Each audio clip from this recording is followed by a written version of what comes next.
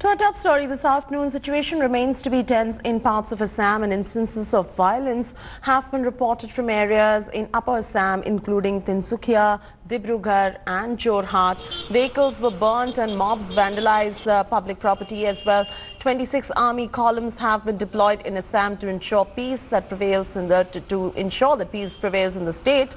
Meanwhile, in Guwahati, prohibitory orders have been relaxed from 9 a.m. to 4 p.m. and broadband services have resumed.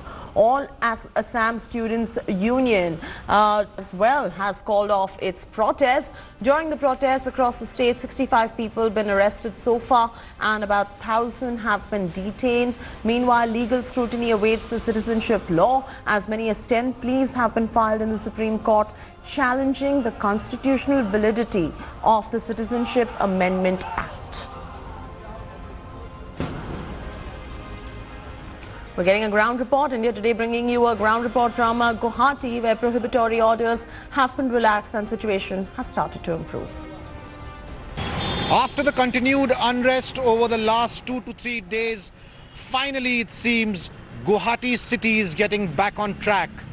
This morning there was a relaxation in curfew and we saw people coming out of their homes and getting about their usual business. Having said that, there is still security presence on the streets. We can also see how these shops are open here. Until yesterday evening these shutters were down, but things are changing slowly, and the reason for that is because the All Assam Students Union, which has been at the forefront of the protests against the amendment in the Citizenship Act, which they feel will take away the identity and will be a threat to the heritage of the Assamese people, has finally said that they will go about the protests in a peaceful manner. And in fact, they've also said that there will be no protests after 5 p.m.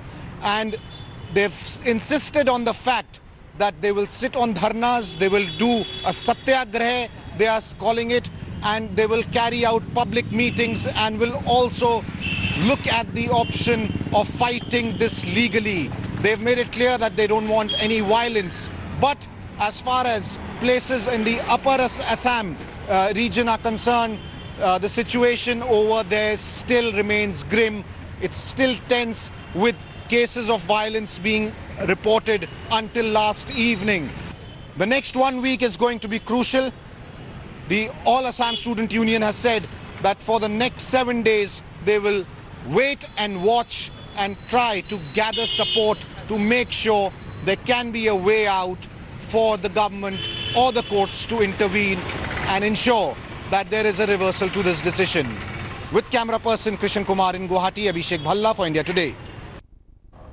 The Anti-Citizenship Act stir in West Bengal is intensifying as well. In Howrah, protesters burned tires and set ablaze a bus, while in Murshidabad they clashed with the cops. Agitators blocked National Highway near Salab, while train services were also affected in several areas due to violent protests.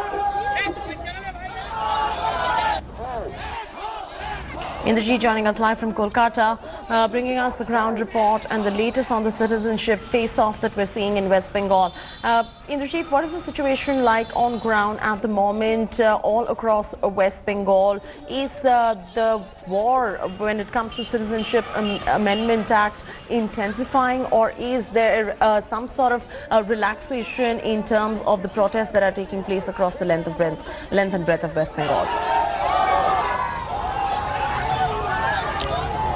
Well, Chaiti, since yesterday we've seen, incidents of violence that have been reported from two districts. One is Howrah and one is Murshidabad. There have been protests across West Bengal, but largely they have been peaceful. However, in Howrah at Uluberia, there were stone pelting incidents on a lot of long-distance trains, following which train services were disrupted.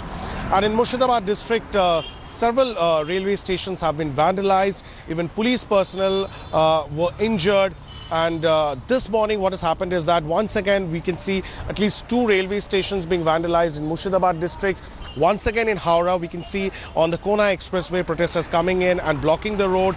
Therefore police had a tough time removing those blockades. However, protesters clashed with the police. There were stone pelting incidents. The rapid action force were called.